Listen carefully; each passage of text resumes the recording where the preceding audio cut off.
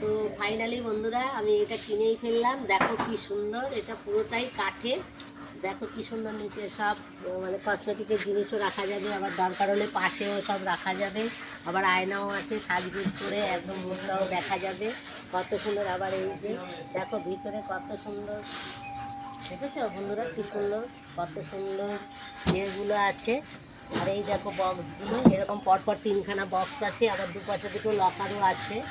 আবার এই দেখো এইখানেও থাক করা আছে, এখানে বেশ ক্রিম ক্রিম রাখা যাবে।